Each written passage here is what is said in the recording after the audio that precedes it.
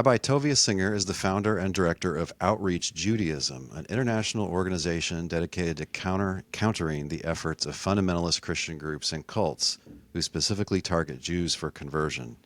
You can learn more about this organization and Rabbi Singer's books and lectures and debates at outreachjudaism.org. And before we get started, I'd also like to thank Tom and Daniel with Apostolic Intelligence for setting up this conversation. You can find them at apostolicintelligence.org, and you can find both Rabbi Singer's videos and some of Apostolic Intelligence's videos all over YouTube, especially Rabbi Singer. So, Rabbi Singer, thanks for joining me today. Well, thank you, Doctor. Thank you for joining me. Did you have a good Shabbat with your family today? Oh, yeah, of course. You know, Shabbat in not just Israel, but in Jerusalem is very, very special. Thousands of people gather at the Western Wall Friday night, people from all over the world, and pray together. And in a place that Jews and Christians regard as the holiest place, where most of the Bible was preached. So you can practice Shabbat or Judaism, or you can practice your faith anywhere in the world, but you can only live it here. So it's very, very special. Mm. Now, you live in Jerusalem now. You were in, I believe, Indonesia for a while? Yeah. But you're a New Yorker originally. How did you end up in Indonesia, and then how did you end up in Jerusalem from there? You're a real globetrotter, it seems like. Right. So, yeah, it's hard to tell from my British accent, but that I'm originally from Brooklyn. Never would have guessed. No, it's very hard. Most people put me in Louisiana, and I have to say, no, you got it wrong. But, so, right. So there was a very big issue in Indonesia, which is the fourth largest country in the world. There was a very small Jewish community in the largest Muslim country in the world. But there are also about, 35 million Christians in Indonesia that had engaged in evangelizing Jews since World War II, since Indonesia's independence. So I was asked to come to Indonesia and really address questions, pressing questions that Jewish people had about their faith. And I spent 5 years there exactly. And then I thought it would be a really good idea for me to be in the Holy Land. So my plane landed on June 3rd, 2019. And it's just really exciting. Have you ever been here? No, I haven't. I would love to someday visit Jerusalem. Definitely. I definitely recommend it. Yeah, so it's very, very special. I have a good friend, Bill Schlegel, who used to have students come over there from a college in California. He lived there in Israel for 30 years. And he's actually the author of a big satellite Bible atlas that shows all of the sites that we can still identify. And he's told me all kinds of interesting things about it. So, yeah, someday maybe I'll have that privilege. Rabbi Singer, what was it like growing up as an Orthodox Jew in Brooklyn?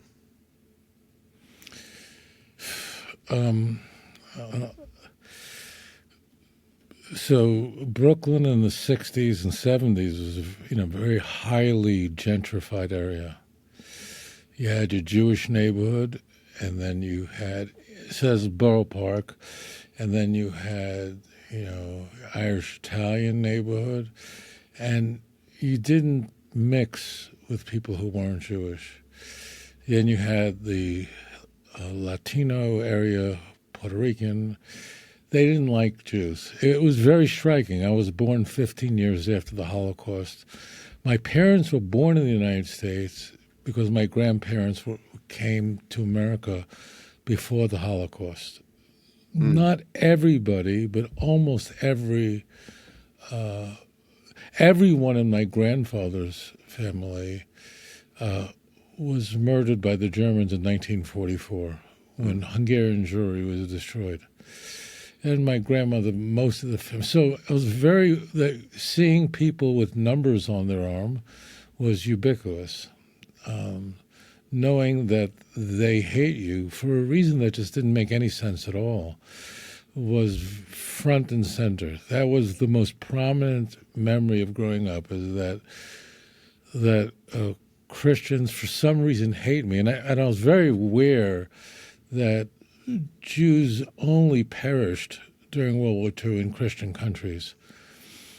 And there was, with one exception, the cleaning lady, her name was Sally, is a black woman. She was a lovely woman, but every non-Jew was a Christian, and they all hated me, and they let me know it. So we always crossed the street to the other side, and I didn't understand why. Like I had never done anything to them, and I didn't understand why they said that I killed Jesus. The whole thing just made no sense to me. But I knew that Christians really were to be avoided. And so that was my world. As a youngster in Brooklyn, it was us and them. And then when I discovered that there was an effort to evangelize Jews, I thought that was the most outrageous thing in the world. Like, you didn't do enough? So that blew my mind away. And that triggered my curiosity to read Christian literature and to be able to respond to the very serious charges that Christians were making, like Jews for Jesus and so on. And I, went to rabbinical school, but then I happened upon Christians who were not from New York. And they were really nice people. So I started speaking about it, but I encountered evangelical Christians who were nothing like the Christians I grew up with, who had a great affinity for Jewish people and Israel, and they were just very nice people.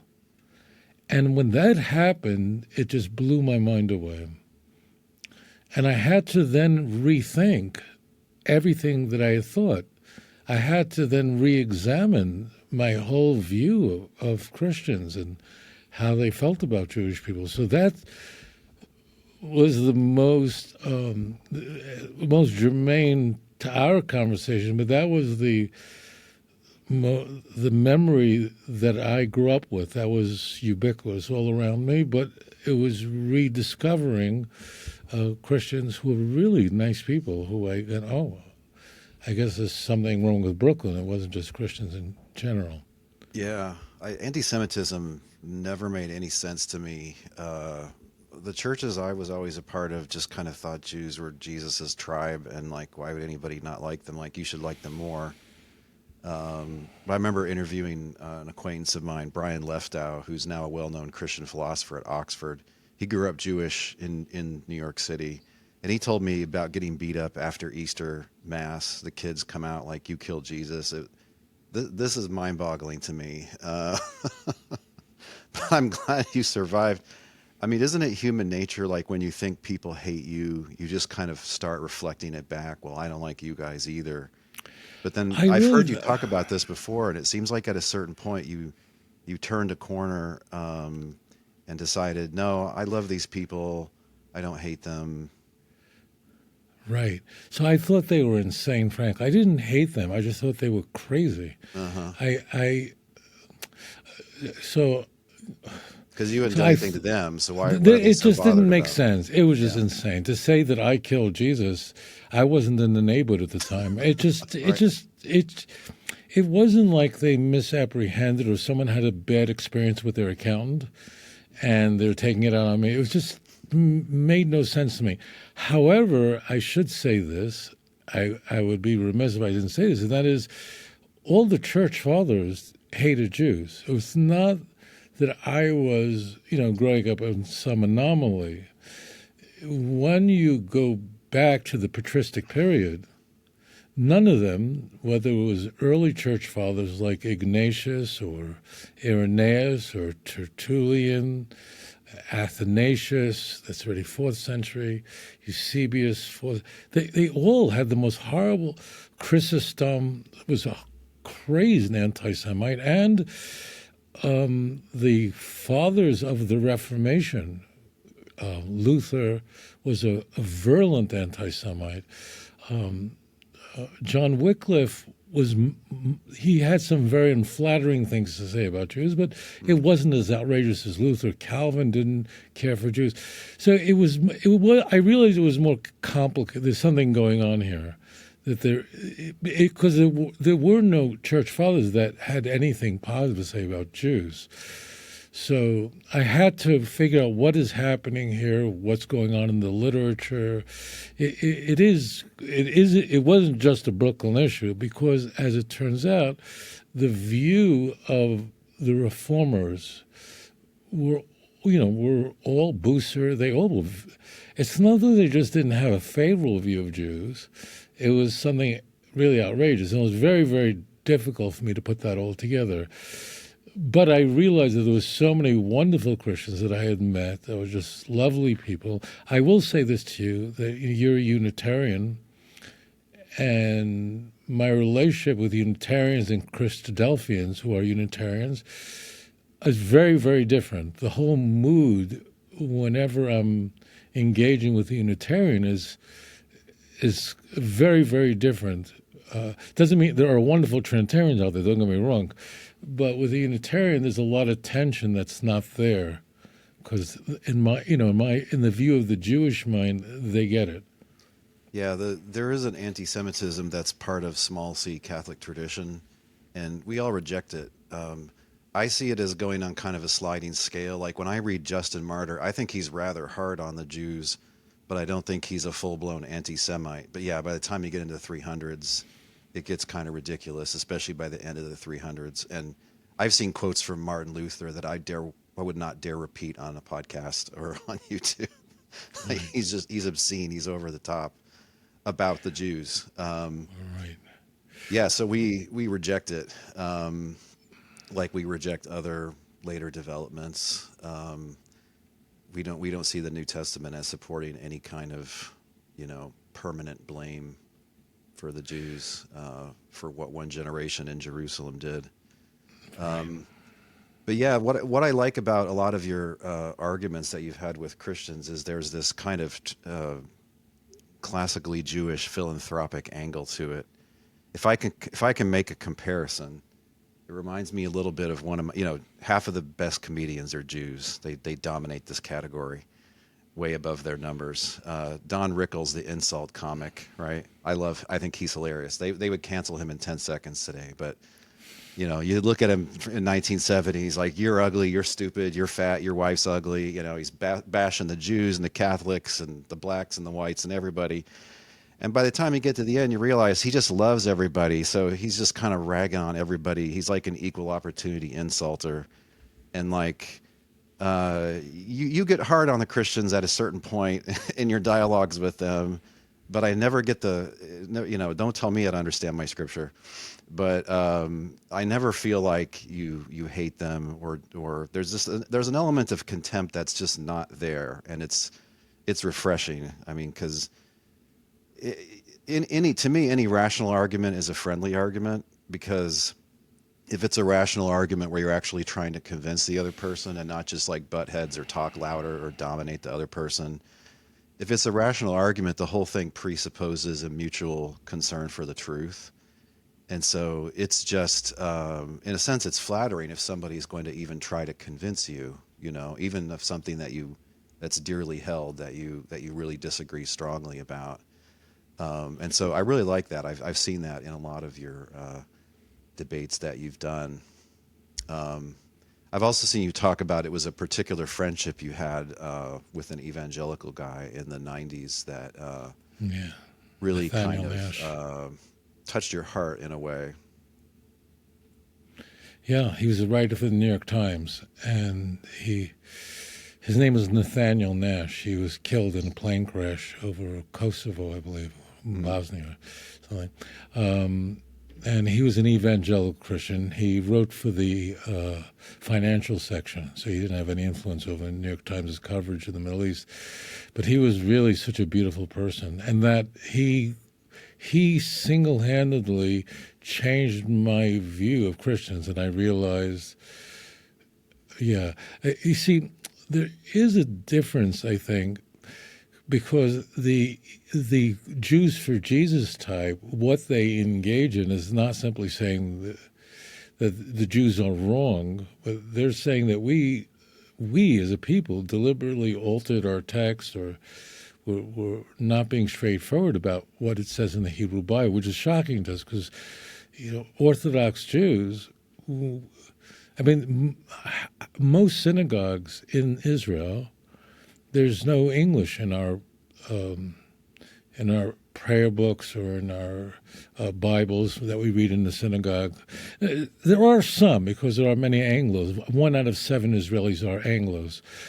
But it's people just read in the original Hebrew. That's how, when you're 6, 7 years old, as an Orthodox Jew, you can read the Hebrew Bible in its original language like a newspaper. It's very, very easy to do. So the charge of just being mistaken is not what's being leveled against us. Missionaries going to Papua and telling the natives that they just don't know about Jesus, and let me tell you about him. So that's one thing. But for the Jew is that you deliberately don't believe in you. You're willfully blind. Your rabbis have altered the obvious transparent meaning. And Christians they're not bad people. I realize that they're taught this. Many are taught this. I wish I knew Christians like you when I was a kid. I don't know what would have happened, but I would have been a very different person. So I'm very grateful for your thoughtful comments. Just a comment also on the period.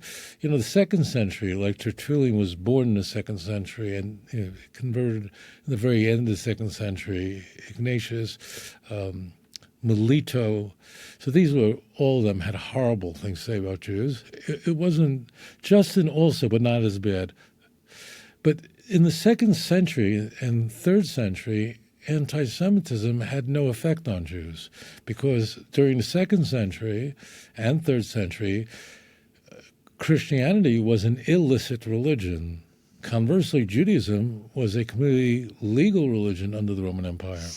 So whatever Ignatius, who was the Bishop of Antioch, said about Jews, and he said plenty about it, although I'm not convinced that the letters ascribed to him are authentic, but we'll just assume that they are. Anything he said was completely just rhetoric. It didn't mean anything to the Jew. Conversely, once Constantine converts in the end of 312, you have the church becomes a licit religion in 313, and eventually become in the 4th century a preferred religion, by the end the official religion. So then anti-Semitism of the church fathers of that period, of the period of the Council of Nicaea and further, so that changes everything for the Jews, because then if a Christian would say something about the Jews, so now it meant something because the empire now was Christian. So the consequences were staggering for us. Yes. Early on, Judaism was the bigger and older and more prestigious religion, and part of their fury would be Christians might show up at the synagogue so they could hear a learned rabbi talk about the Jewish scriptures, and they did not appreciate the competition. Later on, they kind of eliminated the competition, Right. even the different kinds of Christians.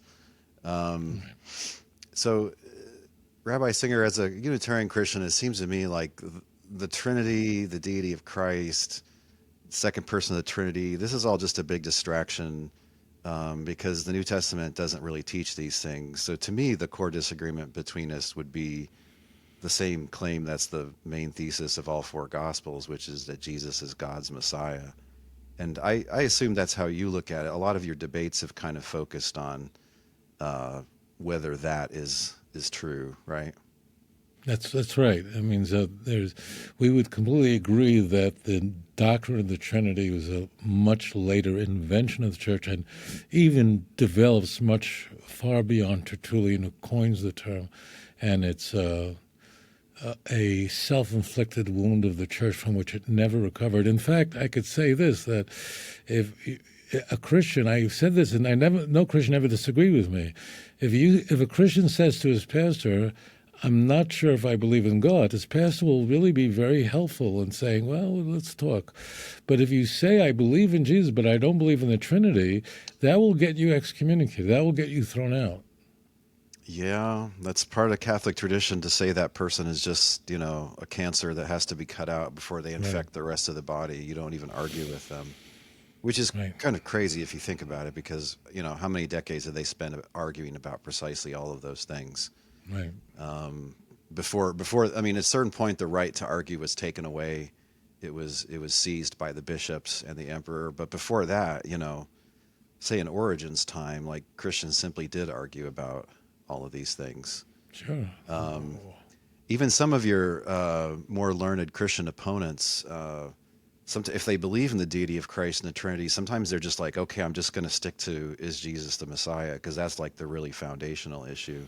Right. Even Justin does this in his dialogue with Trypho. He says, even if I can't prove this guy pre-existed, it is another God, another Lord, and so on. Well, at least, the main claim is that he's Messiah. So they kind of, Justin has his own kind of big convoluted theory on top of that, but he's willing to kind of fall back on that as well. It seems like another core disagreement, I'm sure you would agree, is about the resurrection claim. And this brings me to a topic of your Christian opponents. I appreciate what you do. You're very eloquent, and you're a very good speaker, and you point out a lot of hard problems for Christians to deal with of various sorts. But your Christian opponents almost always drive me crazy when I'm listening to them. So sometimes they just have no idea how you're going to go about arguing this in a non-question begging way. So they're just like, well, I don't know, I think these things, right, which are things that you would never grant. And, I'm a professional philosopher. I'm like, what kind of argument is that? Just, I think this, I know you won't grant any of it. Like what? I was at your Nashville debate, and I did not think the Christian debater did well. He just assumed the resurrection, for instance. And you can't assume that when you're debating Tovia Singer. Like, it's not going to just grant that. Right. But, speaking of that, like, do you have a preferred explanation for what actually happened surrounding these resurrection claims? Or do you just kind of make your stand on, I don't think there's enough evidence to believe what the Christians think? Right. So as the spokesman for the Jewish people, I'm kidding, but so Jewish people, when they, at some point, like if you live in the United States, United States is a Christian country. Christmas is a national holiday. When we discover that Christians believe, at some point we find out, like, mommy, what do they believe? They believe that the Messiah died and rose. So the reaction of every Jew is, but that has nothing to do with what the Messiah is supposed to do. That's really what's going on. So anyone, regardless of whether someone agrees with us or not, Jewish children grow up, Orthodox Jewish children grow up steeped in Scripture. We're spending all day studying. It's very, very intensive. So you're reading all these Messianic prophecies that are very, very clear, very transparent, what is going to happen to the world. And one of the striking things is that while there are hundreds of Messianic prophecies, only maybe a dozen of them describe the Messiah himself, very few. And he's described as someone who's a teacher, who gives rebuke and judges among the nations. No miracles. There's not a whiff of him doing it. King David wasn't a miracle man. Isaiah himself was not running around performing miracles. Neither was Jeremiah. There were some, but so there's Moses, so Elijah, Elijah, Elisha, yes, there were, and it's an intriguing discussion of why Elisha and Elijah in particular are performing a lot of miracles, and few others are.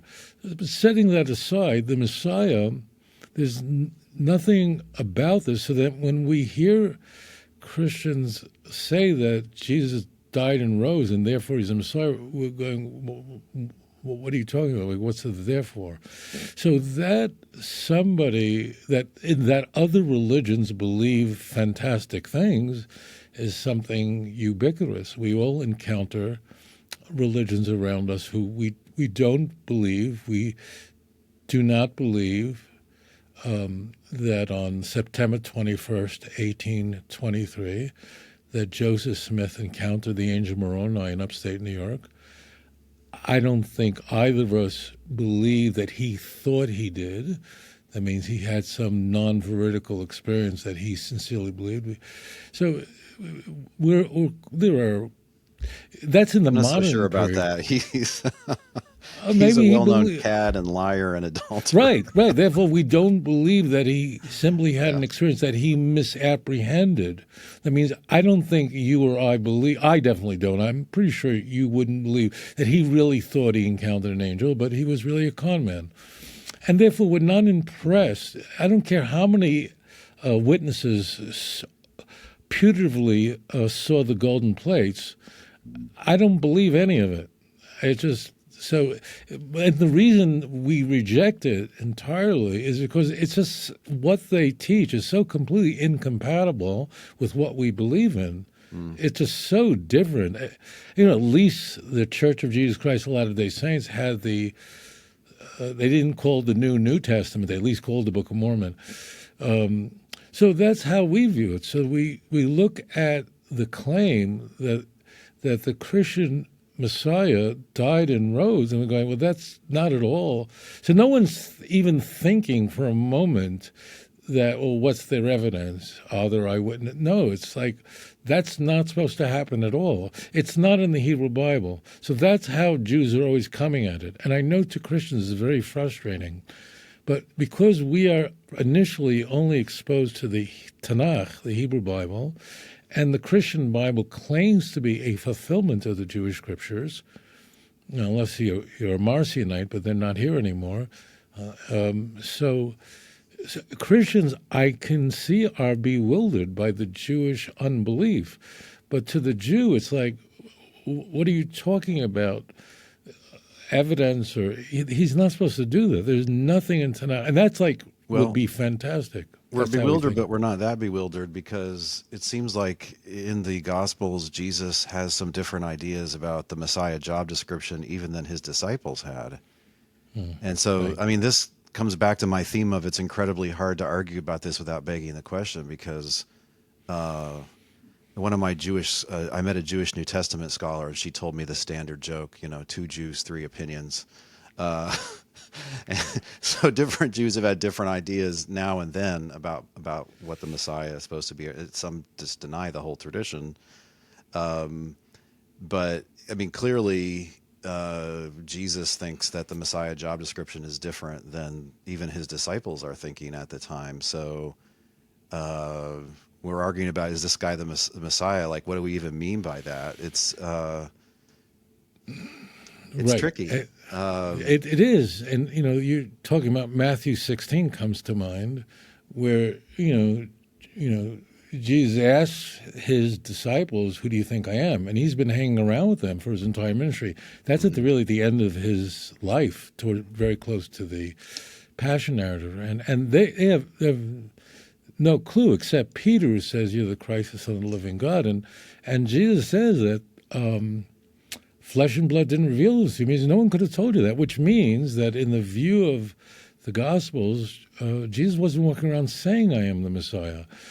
And then when he Not says quite that, like that. That's right. Yeah. Yeah, it means they have no idea who the and he actually says in the same chapter that this is a secret, and it seems in Mark, the first half of Mark, it's somewhat of a secret. And then when he says that I'm going to have to suffer and die, and Peter is flabbergasted and says, Lord, far be that from you. And Jesus says, you get behind me. Now, if Tanakh taught that the Messiah is supposed to suffer, die, and rise, why would Peter go, that shouldn't happen? He should go, of course, you're going to have to do it. And so it seems that that was so revolutionary, and it seems to me, I don't know if you'll agree with me, but it seems to me that when Paul speaks about a grand mystery that only he has access to, and the grand Ephesians 3 notably, where, Paul's saying, I have this information, and if the generation that killed Christ would have known this revelation, they would have never killed the Lord of glory. So Paul seems to be stating that he's definitely stating he has completely unique revelation that he didn't get from Jerusalem, he didn't get from anywhere. But it seems to me that's what he's conveying, that Christ crucified is his unique revelation, and he's not, he's appealing to his revelation. He is. He most definitely is. He talks about elsewhere that he consulted with the apostles like James and John and Peter, but he's claiming to have been called as a messenger by the risen Jesus himself, which is quite a radical claim, isn't it? It is, but it begs the question. So that's the opening of Galatians. But it begs the question: if the Hebrew Bible clearly, transparently foretold that the Messiah was supposed to suffer, die, and rise, as we're told in 1 Corinthians 15 and in Luke 24. So why does what special revelation is he talking about? I mean, if it's as clear as the church claims to have been, then why do you need, because in those passages in Galatians 1 and 2, he says he didn't get this from Jerusalem, and he actually didn't go to Jerusalem. He went to Arabia. He was very clear. I didn't need these so-called pillars of the church. Paul was very emphatic about that. Yeah. So, to me, even after having been exposed to Christian literature, so that's the answer. The answer is that I am, because the question is, why don't I believe it? It's like, why would you? What would be even the basis for believing that? I understand why, from a Jewish perspective, it seems like Paul's chutzpah is off the charts. Yes. But I've found a way, Rabbi Singer. There is a way to get around the problem of begging the question, and I stumbled into this because of the arguments that I usually have. Right, so the Unitarians, we have our favorite text, Jesus calling the Father the only true God in John 17:3, Paul calling him the one God in 1 Corinthians 8, and so on. We've got the ones that we love, and the Trinitarians have the ones that they love. And no matter how good a Unitarian text it is, they're always going to just look at it and insist on reading it as consistent with the Trinity. And so I realized that just proof text wars are just kind of a total stalemate. Like, they just don't go anywhere. Like, it kind of rallies your troops to, like, well, here's my text, take that, and then the other guy's like, here's my text, take that, and he's on the majority side because he's a Trinitarian. So his boys are like, yay, but the way around it is by inference to the best explanation. So this is, here are the facts that we're trying to explain, here's this explanation, here's that explanation. What would we expect to find if this one was true or if that one was true? And then weirdly, a lot of times we can kind of agree on what we would expect to find. Not always, but notice that way I put it, it explicitly says, well, let's see, if you're right, then you'd expect to see this, and if I'm right, you'd expect to see that. And so then there is no question begging. Some of your debates I've listened to, when it gets down to like the resurrection, it reminds me of a common thing I see. I like to watch those murder shows, like Some Kind of Soccer Mom in America, like Dateline and stuff like that. I find them interesting because of just, humans are crazy. And I kind of like the detective aspect of it. And a lot of it's inference to the best explanation. And there's a very common scenario that I run into with these murder investigations. So it's in cases where there's no smoking gun, okay? So they didn't catch the guy with blood on his hands. There's no knife, there's no gun. All of a sudden his ex turns up dead.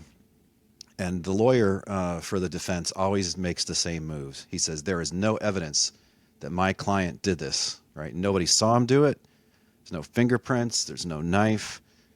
There's no evidence, right? And what he means is like compelling direct evidence. Like if you had it, it would be kind of a slam dunk, impossible to refute thing. But the interesting thing is, very often the guy goes down in flames and he gets convicted by a jury of his peers.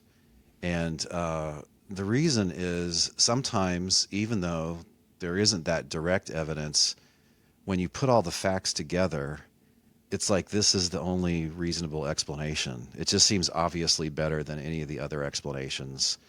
Sometimes it's just this guy had the opportunity and the motive, and his alibi is a little fishy, and he told these other people these things.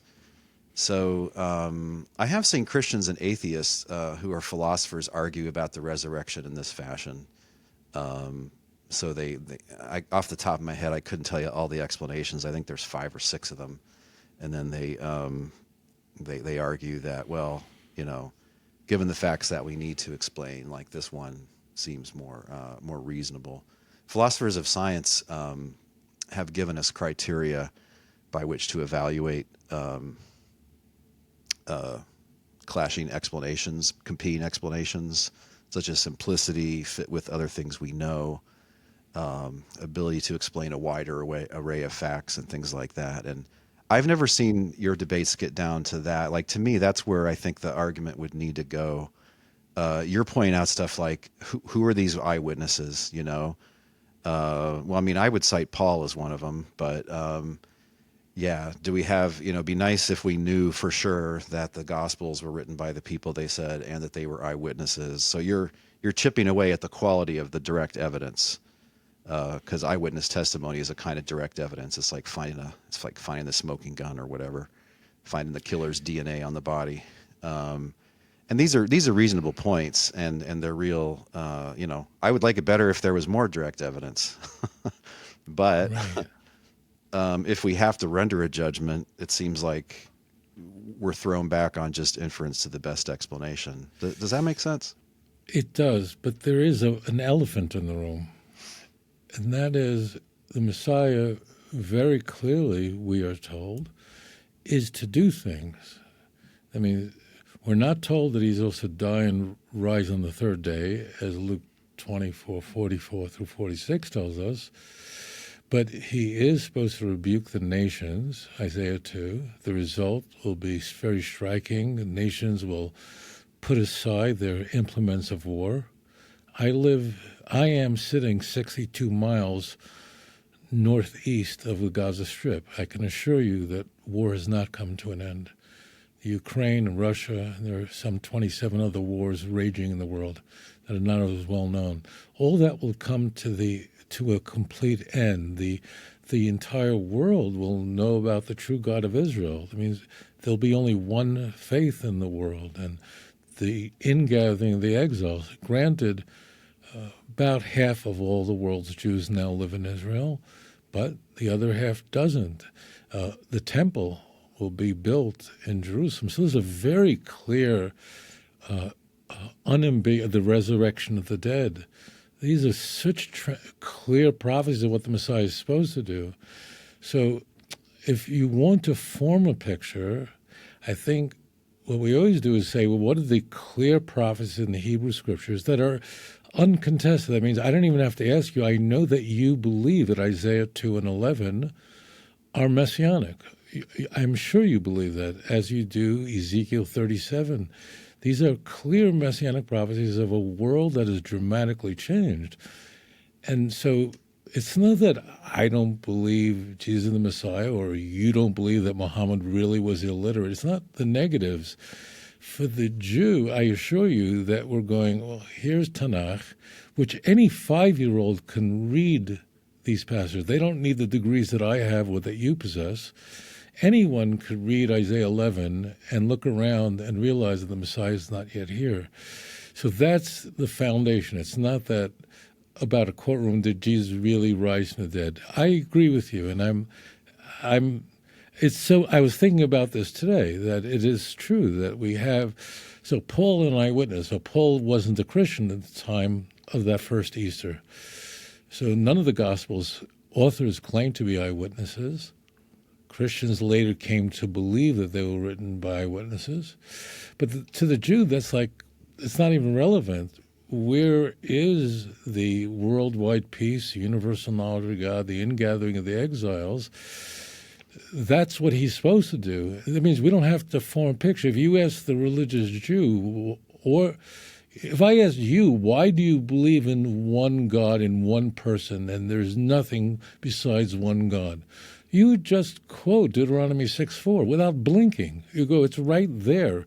You'd go to Nehemiah chapter 9, verse 6. Atu Hashem levadecha, you alone, O Lord.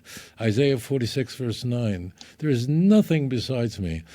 You and I would rejoice together in the oneness of the Lord that we both worship. Why? Because these passages, we don't have to talk about smoking guns. They're just so transparent.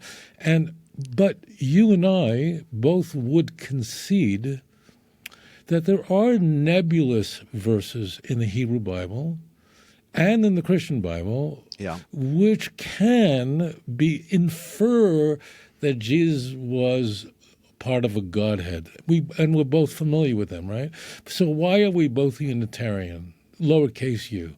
Mm-hmm. Because the passages about the nature of God, that he's one and one alone, are so enormous, so clear, and these other passages are so ambiguous that we always, in the course of hermeneutics, we always use the clear text to understand the ambiguous text, never the other way around, or else you'll be in a Roman Catholic church, praying to Mary. I mean, we're back on the dueling job descriptions of Messiah problem now, right? Because we think Jesus was right about that, and you're like, no, come on, there's no good basis for that in Scripture. Right. It's hard. Everywhere we turn, we bump into a question-begging point. Like, I mean, would you agree? Would you go this far? Like, if it was reasonable to think, or if it was the best explanation that God raised Jesus from the dead, would that move the needle to maybe giving more preference to like what he seemed to say the Messiah would do? No, I mean, it's very unpersuasive any more than if you were to find out that Muhammad was really illiterate, and I don't think he'd be moving to Mecca. He was really illiterate. That's why he spoke out and he had secretaries write it all down. He only talked to people. Right. So whatever. I mean, that means you wouldn't be moved by these things because it doesn't comport. This can't be, because it's just something so alien to the Hebrew Bible, and that's what the Mashiach is. And I think what happens is that Christians are raised that Jesus loves you and he died for you, and Grandpa's in heaven with Jesus.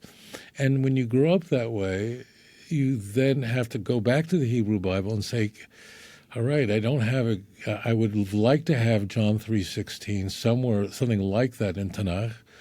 It's not there, but maybe we can assemble a picture so that I could hang on to that. That's what that to the ear of the Jew, that's what it sounds like. Mm-hmm. Like, what if Hanuman really was a monkey god? Would that change? Well, it's so incompatible with the Hebrew Bible that, and then what could then be dismissed? Like what? The Roman Catholic Church, which I detest. I mean, I love many, many Roman Catholics, and I'm deeply indebted to Raymond Brown, who was, I think, one of the greatest New Testament scholars of the 20th second half of the 20th century. But they're not, their claims of transubstantiation, there are passages in John 6 that I can think of that they could point to, and their veneration of Mary, it's not in the New Testament, but in Luke's infancy narrative, Mary is presented in a highly esteemed way. Their idea, the papacy, is outrageous, but it's not completely outrageous. They at least have a verse to hang on in Matthew 16. None of us take it seriously, but at least it's something there. They're not insane. Yeah. So we're not persuaded by this big picture of the Roman Catholic. Yeah, and Roman Catholics have good arguments too about apostolic authority on the canonization, which I think Protestants would have a very hard time explaining why these 27 books. But still you're going, there's no way Leo the 14th is the vicar of Christ. I don't have to ask you that. So there's no picture. Forget. Yeah. I mean, this style of arguing, that we don't expect to see what we would see if you guys were right, and we do expect what we would see if we were right, is really a deadly weapon both against the Trinity and a bunch of other later Catholic developments. And there's another way to look at it too, which is what I call a historical defeater. So take the papacy, okay? They think this is in Matthew. Look, that wasn't a current idea at the time, right? First, there had to evolve the one bishop system, which is still establishing itself in the 200s. It's starting maybe in the 100s. And then you have a long series of the Roman bishop making more and more extreme claims about how much authority they have. And it sort of reaches a peak. I don't know when exactly. The High Middle Ages, really. I mean, they're making stronger and stronger claims all along until that point. So, I mean, the papacy just isn't like an idea that's on the table in the first century. So it's just wrong to read that as what's going on there. The idea of a triune God doesn't really come. The word Trinity comes in, okay, but it doesn't mean in Tertullian's time a triune God. It means God and these two other beings. The triune God idea you don't see till after the year 350. So that's just, whenever the Gospels were written, they could only be understood in terms of what had gone before, not ideas that lay in the future that nobody thought of. So anybody that rolls up and says that this is an obvious implication of the text, it obviously implies the Trinity. No, it doesn't obviously do that, because otherwise people in Justin's time and Origen's time would have thought those same things, and we know that they didn't. I wonder, I mean, I wonder how this interacts with Jewish interpretation. But this is another point on the theme of it's very hard to argue this because we're always sliding into begging the question. So when a Christian and a Jew sit down and think about having an argument about the Messiah, I mean, Christians come in sort of naive, like, that's the Old Testament. That's just what the Jews believe, right? They don't know about the Talmud and the Mishnah. We share 2/3 of the Bible. Like, how hard can this be? So, but the Jewish Bible is an incredibly contested book, and it strikes me that for any famous passage in the Jewish Bible, there's at least 4 interpretations floating around out there, or sometimes maybe a lot more than 4. So there's whatever the New Testament says about that text. That's one thing. There's what small c Catholic tradition says about it, right? Lady Wisdom in Proverbs 8, that's really the pre-human Jesus. It's not in the New Testament, but that's what, Athanasius thinks. Psalm 44:2, my heart has uttered a good word. That's totally about eternal generation. No, but that's what they think in the 300s and 400s, right? So the New Testament interpretation, Catholic interpretation, and then you've got the original meaning, which is what historical critical scholarship is trying to get to, whether it's Jewish or Christian. Like, that's kind of what it's always aiming for, modern interpretation. What did it mean to the authors and the recipients? And then you've got Talmudic interpretation, which, oh man, I've tried to read little bits of the Talmud, and it's hard reading. It's like jumping into an internet chat room with really smart people going at it hammer and tongs, and you don't fully understand the context half the time. I as a Christian, I don't really understand how you get an authoritative interpretation out of that massive mass of commentary. I guess, is it like Islam where there's a body of jurisprudence, and there has to be a legal scholar to kind of issue a ruling based on their understanding of it, and then that's how you get the authoritative reading. But anyway, so there's 4, but if there's more than one Talmudic one, maybe there's 5 of them in there, or 2 of them in there, and that's, so how on earth, with how are you supposed to proceed given all of that? I think you have to probably go back to the historical facts and put the text off to one side for a moment. So the reason why the Talmud is difficult is for the same reason why, like, you can go on YouTube and watch MIT classes in nuclear chemistry. You could, free. You don't have to pay any tuition. These classes in computer science at Harvard are available, graduate level, right? Mm-hmm.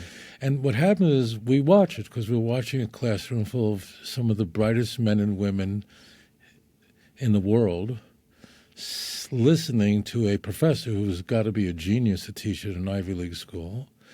And within one sentence, we have no idea what we're watching. You know, they're teaching some physics, and just we're totally, why are we lost? The classroom seems to be on board. Well, that's what the Talmud is. The reason why, and I'm just going to presume that you're not an expert, you're a mathematician of some sort. So philosopher. The reason why, you're a philosopher, but you know, you're not a. So the reason we're lost is that if you get into MIT and you're at a graduate level course on physics, it just presupposes that you know all this stuff, and therefore the professor doesn't have to explain these things and just start talking about things. And then I'm completely lost. Almost everyone is lost. I have no idea. Because the professor there's an unwritten contract with the classroom, and that is we all know this stuff. We're not teaching arithmetic here. That's what's happening with the Talmud. The Talmud has missing thoughts because it's from a sage to his disciple. They know it. So they don't have to say these things. So if you read the Talmud, let alone the Talmud's in Aramaic, that doesn't make it easy. There are no commas. So it's the largest work. I was reading bits of this. Yeah. Yeah, it's all missing thoughts, and so there's no grammar, there's no period, no question mark, there's nothing. It's just that's why a person is lost, because the authors of the Talmud, I mean the writers of the Mishnah, they were on such a level that they just, of course, you know the unsaid words. And that's why you need so many commentaries for ordinary people. But I want to just get back to the question for you, because you're a scholar.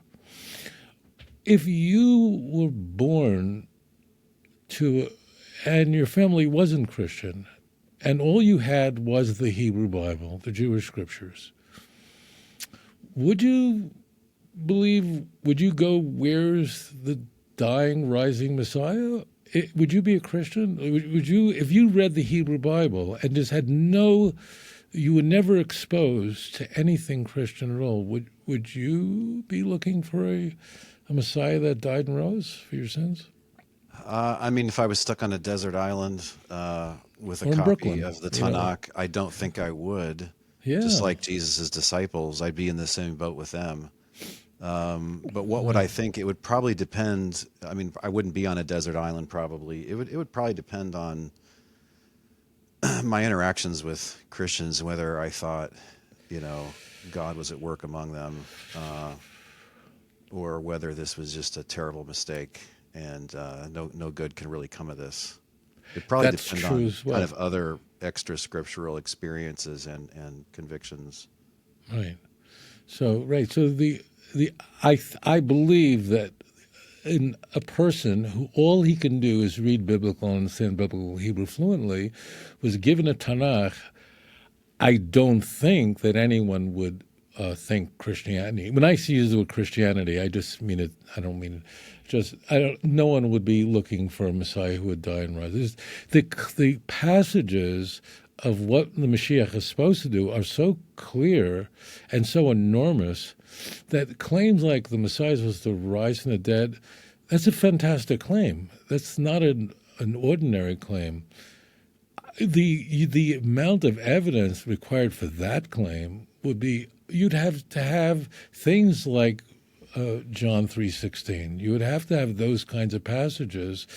John 17:3. You use that passage to demonstrate that the author of the fourth gospel was a monotheist. But that passage is saying, that Jesus is the Christ, the Messiah. of the only true God. So you would just, I don't think anybody reading the Hebrew Bible without any exposure to Christianity would ever even think that that's there. They would, Yeah, I mean, it would. I mean, if I was raised Jewish, honestly, it would depend probably also what I thought when I read the New Testament. Am I impressed with this Jesus, or do I think he's kind of full of it?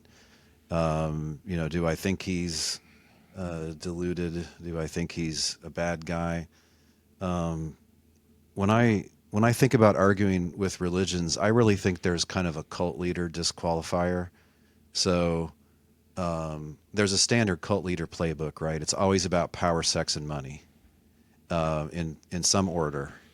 And so to me, Muhammad is the most successful one of those guys ever, right? Because he got more power, more sex, and more money than everybody else. The system was designed for him. The theocracy was designed for him. Joseph Smith, shining example, right? So if I came to find that out about Paul or Jesus or John, I'd be out. I'd probably be Jewish, not Christian. Okay, but I don't find those disqualifiers. I don't see, Jesus getting rich off of this, or just kind of getting his way, or getting all the good-looking girls. Um, it's not just Abrahamic religions. You could use the same criteria for Buddhist cults and religions and so on. They're notorious for these kind of guys.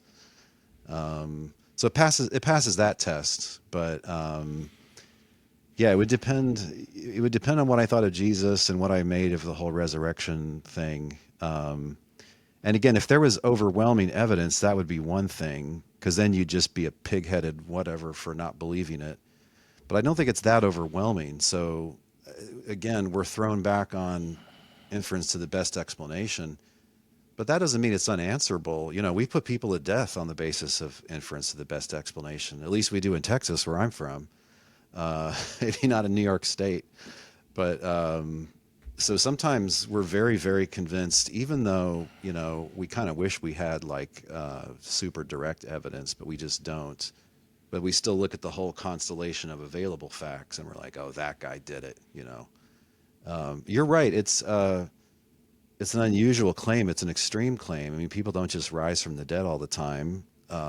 We have in the Jewish Bible, prophet raising someone from the dead, but so we know it can happen if we just believe in God. That has to be part of the background too. I think if you believe in God, you're going to look at the probabilities differently than if you're an agnostic or an atheist. But which I never if I was didn't raised believe in Jewish, would I God. be agnostic or atheist? There's actually a very good chance, right? I was a professor in one of the SUNY colleges in New York State for 18 years, and my two best friends were two New York area Jews, but both atheists. But we got along very well. Our interests in philosophy were weirdly kind of somewhat compatible, even though I totally believe in God and they don't. But that's partly why I've never been an anti-Semite. That's partly why I'm the opposite of an anti-Semite, whatever that is called, because I love those guys so much. And anyway, but I digress. Yeah, so I Right. so I want here's to another go ahead. complication. Okay, since I'm just muddying the waters and making everything hard. So take one of the most disputed texts, which you have very strong objections to the Christian reading of, Isaiah 53. So your average Christian's like, oh, that's just obviously about Jesus. It couldn't possibly be about anybody else.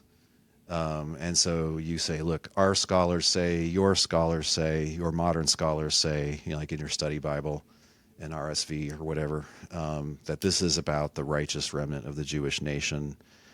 And then your average Christian is like, we think this is about Jesus. And then now we're kind of at a stalemate, right? Because, well, it's obviously not about Jesus, you say, and they say, well, that's what we think it obviously is. And I mean, I think these Christians are making a mistake, and the mistake is thinking that it can only have one meaning. So when you look, New Testament scholars call this the New Testament use of the Old Testament topic. And just look at some of the obvious examples the second you start reading the New Testament, right? Out of Egypt I've called my son. That was originally about the Jews. About Israel. This baby called Emmanuel, like that's a baby in the time of Isaiah, right? It's just obviously, as you could just go read it. So what on earth is going on? And this is what bugs me the most about most of your Christian opponents. They failed to bring out how a bunch of Jews could have come up with this, by a bunch of Second Temple era Jews who believe in Tanakh and probably are most influenced by the Pharisees, kind of the precursors of the rabbis. Like, how on earth could they come up with this? Because it was all Jews at the beginning, right? And so it seems like they obviously had thought that because it's inspired by God, kind of meticulously inspired, every jot and tittle. Well, God very well could know a meaning and a second fulfillment, a second meaning that wasn't known to the prophet at the time. So that seems to be what's going on, right? And then, okay, but now we're back to a stalemate, because you're probably not going to grant that it has a second meaning. I don't know. Do you allow in general that a prophetic text could have more than one meaning and more than one fulfillment? Yeah, but then you get into more trouble. Like, if, for instance, Isaiah 7:14, if it was fulfilled multiple times, as an example, behold, a virgin shall conceive and bear a son, and she will call his name Emmanuel. So that means that there was a virgin born in the time of Isaiah, 2,700 years ago, in the heart of the Assyrian Empire. And there's another virgin who conceives 2,000 years ago.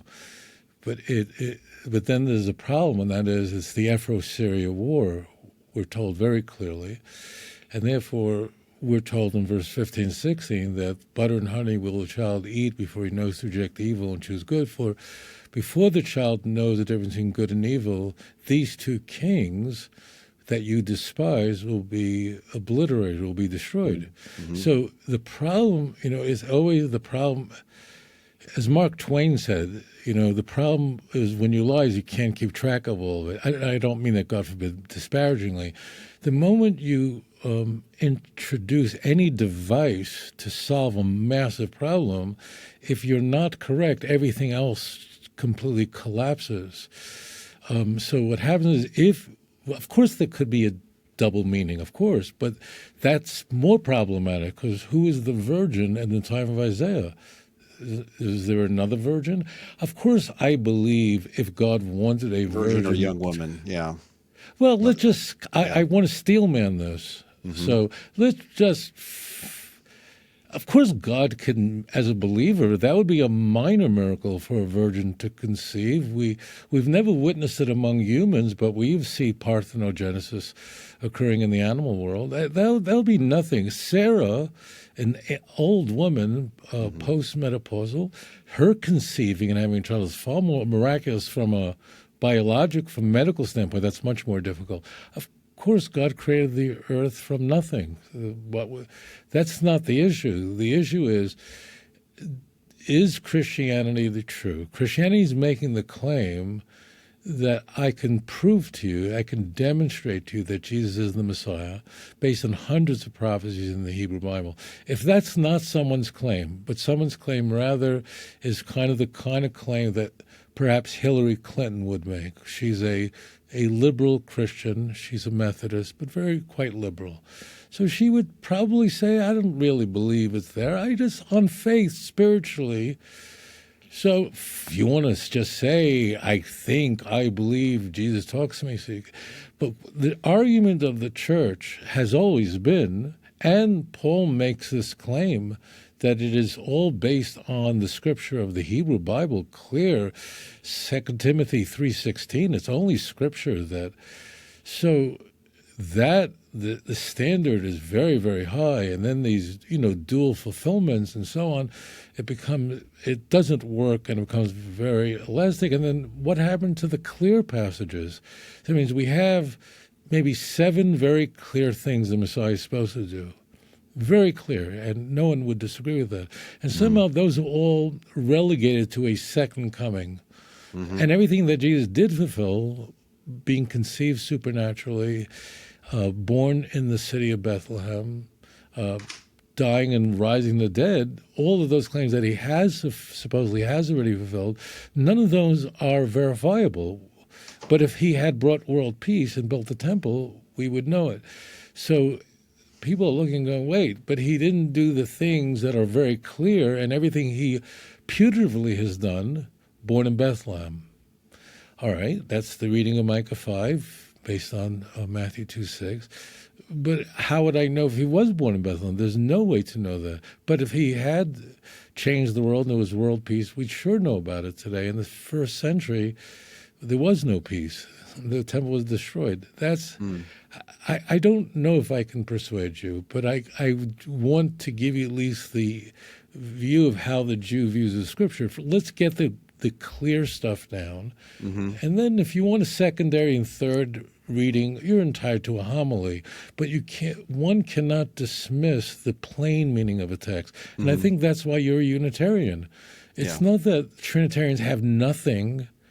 They have the Great Commission. That's how Matthew ends. But it doesn't say there that all three are God and one and distinct. It doesn't say all of that stuff. The only passage that you can find that does clearly convey the doctrine of the Trinity is a scam.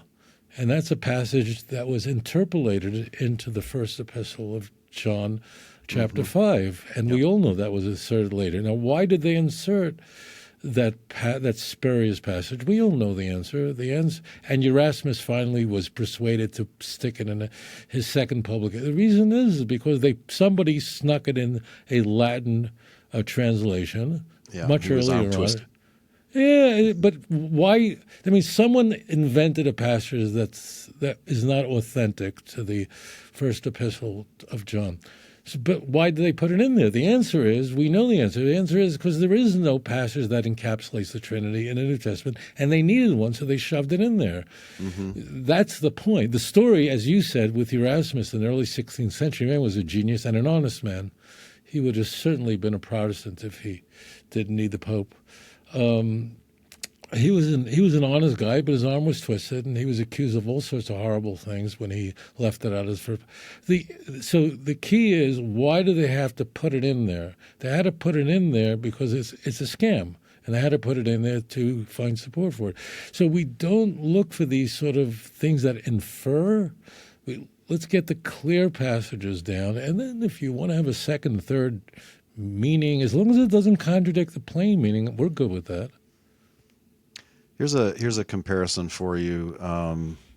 My Jewish colleagues, I had debates with them, kind of formal philosophical debates. And my one friend, I debated the existence of God with. And I mean, imagine that you're debating the existence of God with him. He's an atheist and a naturalist, or he thinks the natural world is all there is. I mean, there isn't anything you can point at to him that's like empirically verifiable exactly, like that can be currently observed. He's not going to grant you that Scripture is inspired. He's not going to even grant you that miracles happen. Any kind of spiritual experience you have, he's just going to think that's just kind of your brain got overheated, and then something weird happened. You had too many, you ate too much before you went to bed, and you had a weird dream or something. I mean, what you're going to do is you're going to fall back on inference to the best explanation, history of the Jews, the Scriptures, maybe creation, and just observing like apparent design in creation. And I think it's kind of similar in that it's so hard to find common ground that we're kind of back to that. It's interesting that you would grant that there could be multiple meanings and fulfillments. I mean, I think you should. That's reasonable, because why couldn't the Almighty do that if he wanted to? But not in apologetics. That means if you want to give a sermon in church or synagogue Saturday or Sunday, do what you want. We do it. Everyone does it. But in the area of apologetics, that is completely illicit. Apologetics means that we have a common belief, right? And then we have a different view of how to interpret it. And we have to only use the plain meaning of text. In apologetics, the standard, the bar is completely different.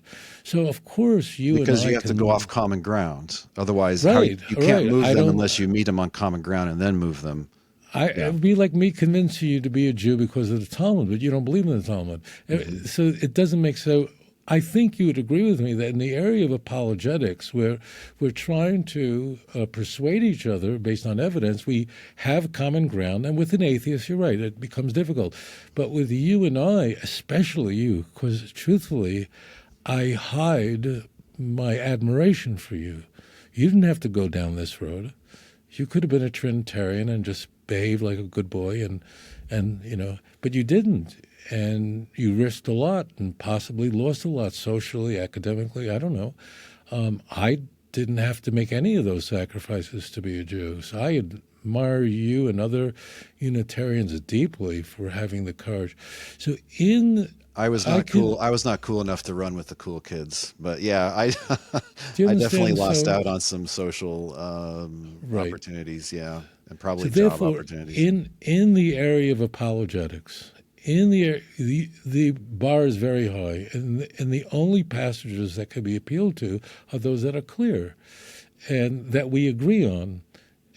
And in that world, that there's a secondary meaning, a third meaning. So then what really could, if it's that elastic, then what religion could be dismissed, and, you know, what reform? People who believe, who are Calvinists, they have passages. I think Calvinism is insane. But there are verses in the Christian Bible that they can appeal to in Romans and in John. It's just, they're so wrong. But there are passages, you know, but it's just the passages that push against that, are push against limited atonement, which is the most fragile part of Calvinism, so overwhelming that whatever you're going to bring from Romans is just not relevant. It doesn't approach, in my view. So in apologetics, the standard is very rigorous. It does not allow for secondary thinking. It's okay if you want to give a homily, but it's not okay in apologetics. Well, I mean, Rabbi Singer, in your view, the famous scene in Daniel 7, the way you understand that, is that I understand the meaning of it in the context where the one like the Son of Man is the righteous remnant. It says that later in the chapter. No, I think it's the Messiah. I don't believe it's the righteous the Messiah? remnant. Oh, of course it's the Messiah. It's clearly the Mashiach, who one, like a Son of Man, comes with the clouds of heaven to the Ancient of Days, and that's God. You don't see that as a secondary meaning? You see that as the only meaning? That's, of course, it's the only meaning. And people who don't, for the viewers, not for you, for the viewers, Daniel 1 through 6 is very easy. It reads like Genesis. Anyone can read it and immediately get it. Daniel 7 through 12 is not easy. It's not incredibly difficult, but so Daniel 7 is very clearly 5 kingdoms come into view. The first 4 we know. And then it's the kingdom of the Mashiach, who's one in a vision like a Son of Man with clouds of heaven, because the Festival of Tabernacles is in view. People who trust in the clouds rather than people who trust in the roof, the Gog. And God makes him king, and to him all nations will serve. That's clearly the Mashiach. Interesting. Yeah, I mean, that seems to be what some of the characters in the New Testament think that. Some of the Jewish people in the New Testament seem to have this as a common assumption. I mean, it seems like it's relevant to some of the things that you debate. I mean, it says that all peoples and nations of every language must serve him. Yes. I mean, that kind of sounds like religious worship, although it already has told you the Ancient of Days is this other guy, and that he's, you know, awarded all of these high status by the Ancient of Days, right? The Christian view is that you see this in the vision in Revelation 5. So if Jesus, or like Paul says in Philippians 2, if Jesus is worshipped to the glory of God the Father, they're like, what's the problem? That's not worshiping a rival God or something like that. So the term there is to serve, and it's unfortunate that some translate. Folchen means to serve, and it's Aramaic. Daniel 7 is in Aramaic, like from chapter 2:4 to the end of 7. So the word there means serve, and in fact, this is all over Tanakh when talking about the Messiah, that all nations will adhere to him. He will give hoichacha to the nations, Isaiah 2, which means rebuke. He will judge among the peoples, and they're all going to follow everything he says. They'll take their swords and spears and turn into plowshares and pruning hooks. Nation will not lift up sword against nation, neither will they learn of war anymore. Out of Zion will go forth the Torah and the word of God from Jerusalem. So Daniel 7:13 and 14, so the words, it just means serve. Like in a marriage contract, it's called a ketubah, which is not biblical. But it's a marriage contract that a groom gives to his bride. He promises to serve her. That's a promise he makes underneath the wedding canopy. That document is written in Aramaic. So that's You don't think it has a kind of meaning of religious worship or something similar to the worship that's given to God? No, if you look in the Targums as an example, you find that when Jacob served Lavan, it's the same exact word. He didn't worship Laban. I don't know how they say it, anglicized. No, it means serve. Now, you and I, we're English speakers, so we can, our waiter can serve us, or we could say that the Secretary of State, Rubio, serves the president. Yeah. It's very context dependent, yeah. Of course, totally. Now, it is true, I granted, that I did this once. I went online and I looked up Presbyterian Church hymn book out of nowhere, a PDF. And of course it's available free because Presbyterians have all these hymn books. And then I did a Control F, which was a search device, and I looked up the word serve, the English word serve, and as it turns out, in every single case where the word serve appears in a Presbyterian church hymn book, it's referring to serving God or Jesus, right? But that does not mean that the English word serve means or conveys in any way or can be used to say, therefore, it means worship in any way. So the word Folchen simply, it's true. The Tanakh is a religious book. It's a holy book. So even in English, I'm sure if I looked up the word serve, the vast majority of times that in, let's say King James, whatever, that word would mean serving God, but it's because it's a religious book. It's not because of the English word serve. That's an etymological fallacy, means or conveys worship. And if someone were to say this is about Jesus, Daniel 7:14, well, then you are only hiking up the problem because, as it turns out, the majority of the world doesn't believe that Jesus doesn't worship him or serve him or any of those things, and the church is widely hated in the world. Not yet. Right. Yeah. That means a person would have to do the not yet. Right. But the claim of the church is that yet. The claim of the church is that there's evidence, and it's not ambiguous, but there's clear evidence. So that kind of claim is exposing itself to ridicule. So if someone says Daniel 7:14 is about Jesus, and now you've only added to the problem rather than diminished from it, because that hasn't occurred. But we do believe it's talking about the Messiah, and of course those are the four kingdoms that had sovereignty over the Jewish people prior to it, and we look forward to the Messianic age. Well, Unitarian Christians like me are always pointing out that in the Judaism of Jesus's time, and more generally in Second Temple Judaism, the one true God is a single someone, variously called the Lord, Adonai, King of the universe, Father. But in an apologetics context nowadays, some push back and say, no, the Jews in this time believed God, well, maybe not tri-personal, but how about at least multi-personal? Because you have the Memra and the Targums, the angel of the Lord, and let us make man in our image. What's your view of this scholarship? There actually are a few Jewish scholars pushing this nowadays. Well, calling them Jewish scholars like calling Karl Marx a Jewish thinker and economist.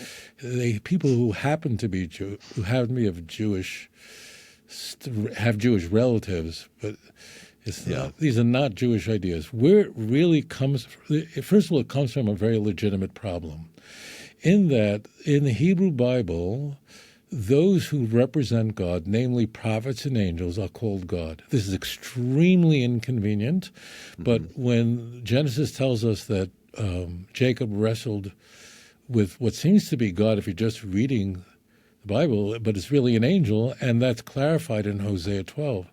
So this is very inconvenient. You and I are both very aware that judges are called God in Exodus 21:20. So you have to be aware of that, and therefore you have to have that context that Moses is called a God in front of Pharaoh, and this is not the way we speak in the 21st century.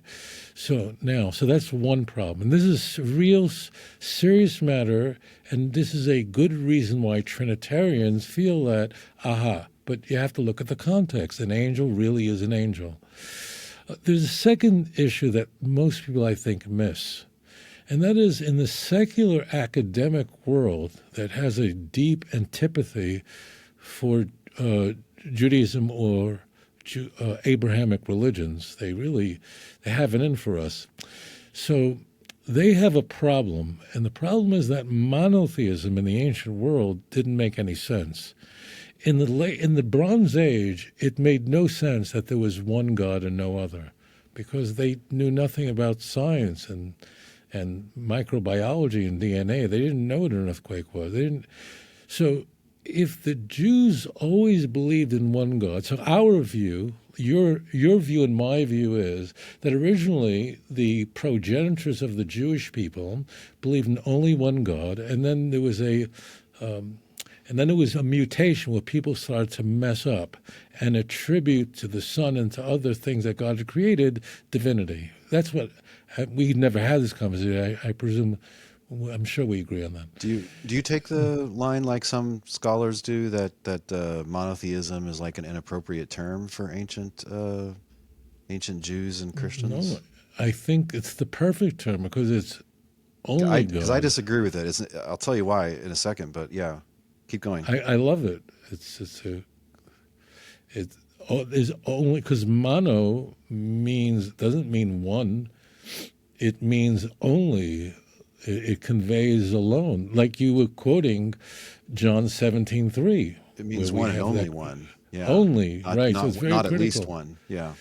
So the academic world can't stand this. I mean, the academic world, and I'm interviewed very frequently on atheist shows, they don't like this idea, so therefore they engage in the idea that the original Jews really were polytheists and believed in Canaanite gods, and at some stage there was a mutation away where some group started to believe in one God alone, and that is sort of like kind of like evolution, and that survived, and all the other ones fell away. And there was always other groups that this idea would just come back, and the Jews would just keep pushing away. But that's the view at Yale Divinity School, which is putatively a Christian school. That's the view at Harvard Divinity School, which is putatively a Christian school, but they're quite liberal. So what these people do in the academic world is they have to go back to these ambiguous texts and use them to overthrow the clear texts, engaging in that kind of sophistry in order to advance what they already believe. And then, of course, Trinitarians are very delighted to find people with fancy titles who've written these books, who've done all the hard work, and say, the original Jews believed in many gods, and the angel was the Lord of the... or they're henotheists or something. Yeah, it's like they're halfway to monotheism. Right. That's what's really going on here. So that's why you have this. Here you have Trinitarian Christians, Southern Baptists, devout. I have tremendous respect for them. and devout Roman Catholics, but they're in a little bit of trouble, and they will very happily appeal to secular academics who believe a documentary hypothesis. They believe Isaiah is written by 3 authors. They believe that Daniel is a complete forgery. I mean, all that stuff. All these guys, they would laugh at you if you quoted Daniel 7. They would tell you Daniel 7 is a forgery. It was written during the time of Antiochus Epiphanes, during the time of Hanukkah. So what they do is they're playing a game, and that is they're appealing to academic scholarship, which fiercely opposes what you and I believe.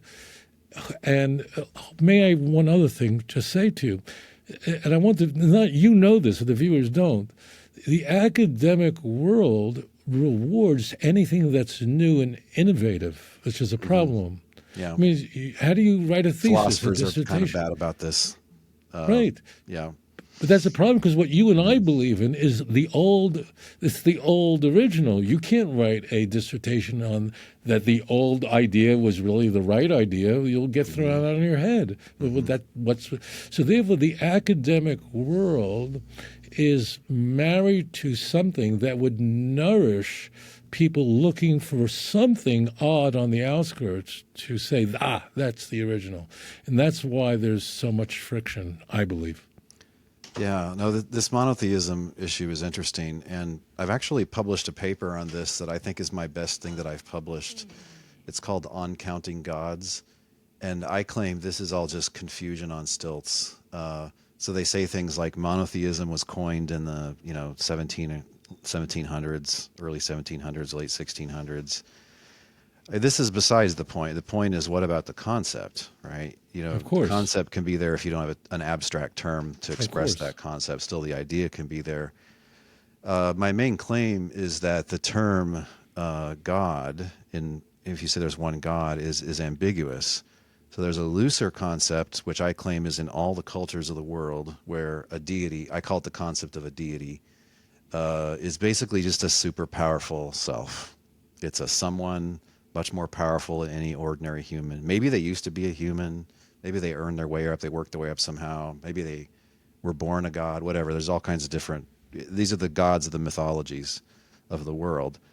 But then there's the monotheistic concept of a god, which is a deity, which is ultimate.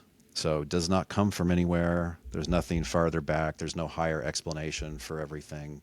If you ask, why does the world exist, you end up with this. And if you ask why God exists, it's just because God can't not exist. So when you say there's only one God, if you mean, is there only one deity? Well, Jews and Christians have almost never said there's only one deity, because the angels are going to count and demons are going to count as Elohim or Theoi. Mm-hmm. What's confusing is, as time went on, you see this in the Jewish Bible, more and more they reserve the word God for the one true God. But there's still an older usage. And in the New Testament, they almost always use the word theos for the one true God. Although weirdly Satan gets to have it once. So yeah, the idea that there's no ancient monotheism, I think, is just wrong, because they were monotheists because they believed there was a deity that was necessarily unique. That's the ultimate reality. That's the ultimate source of everything else. That's the creator. That precisely is monotheism. It doesn't matter how many unseen, powerful beings are running around in addition to that God. So I distinguish the concept of a mere deity from a God. And a God has to be ultimate, basically. So, right. Yeah, then you can have Hindu monotheism. You can have monotheism in traditional African and Australian religions. What's odd is in Judaism and in Christianity, the one God is rather accessible, at least through the covenant in Judaism, and through the new covenant in Christianity. And so we pray to God. In some of these other monotheistic religions, they have some backstory about how, for some reason, you can't access God and you have to deal with these lower down functionaries. You're stuck with them, at least most of the time. Like maybe in an emergency, you can invoke God, but I mean, I think they're making an analogy with human kingdoms. Like if I just want to go see the emperor or the president or the king, I'm just out of luck. I'm just a schmo. If I'm lucky, I know someone that knows someone that knows someone that knows him. So I'm stuck with dealing with the mayor of my town or whatever. So they're thinking like that. Whereas in Judaism and Christianity, God is rather available, even to the ordinary person, with some mediation in a sense. The priests and the covenant and the mediation of Christ for Christians. So yeah, I disagree with that. There was no that monotheism is a word that doesn't apply to the ancient world. There were no monotheists back then. I just think that's nonsense. It's a confusion based on the ambiguity of the term God in our language, but also in the other languages. Right. But in Christianity, the role of Jesus as a mediator, and that you can't come to God except through Jesus, which is in the Gospels. So that's very, very pronounced. And then there again, the Jews are going, what do you mean I can't talk to God, ask him to forgive me, confess my sins, and he would have mercy and forgive my sins? It's quite explicit in Tanakh. So This is a tricky issue for Christians, and I think they go off half-cocked on this sometimes. So, I mean, think about Jesus as one of the Gospels. He tells this story about, contrasting a Pharisee with some sinner, and the Pharisees, thank God I'm not a sinner, and the sinner, goes to worship God and have mercy on me, I'm a sinner, and Jesus says that he goes home justified, essentially. Right. So, I think what requires the mediation of Jesus is supposed to be the new covenant. But there are people in the world that don't have access to the new covenant, like people that lived 5,000 years ago, or people that never heard of this for some reason. So I think Christians should think that God can interact with people according to whatever information they have access to. Maybe they can't have the new covenant, which is a special thing, but they could still be reconciled to God.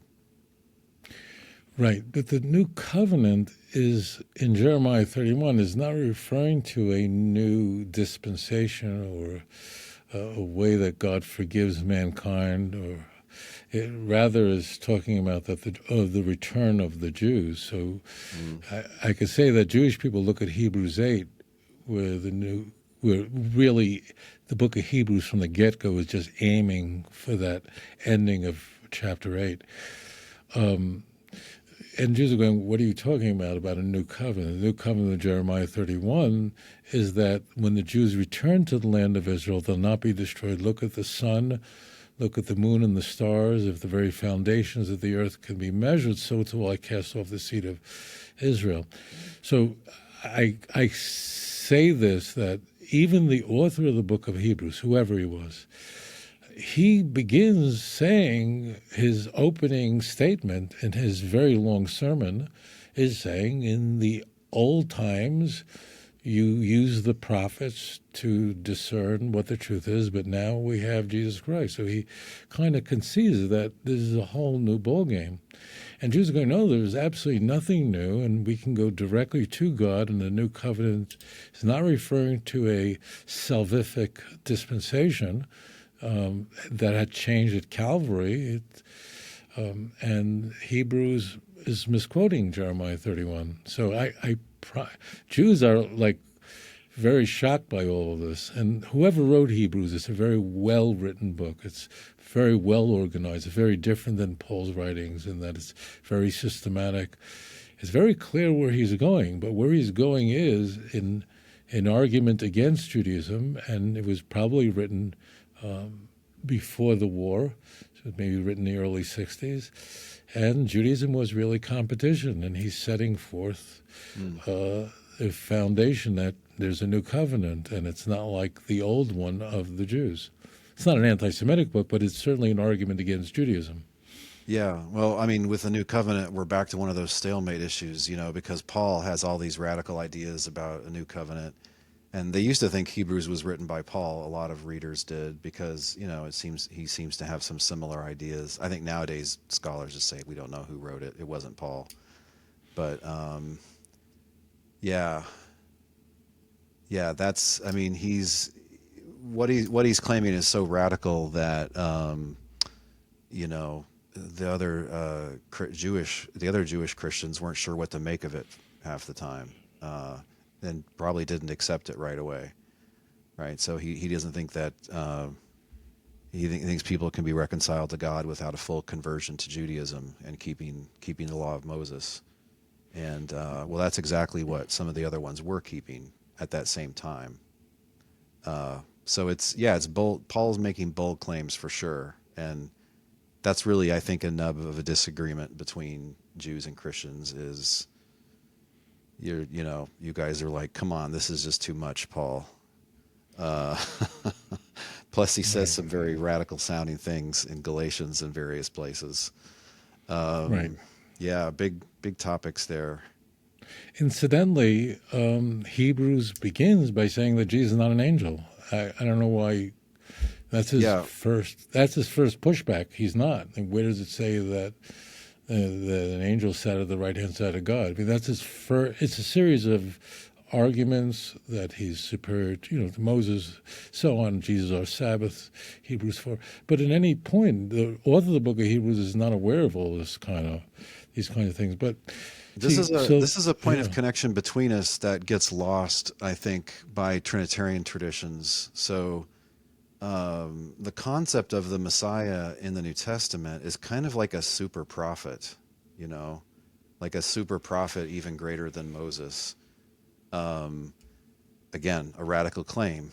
Uh, he's literally called a prophet. And end of Luke.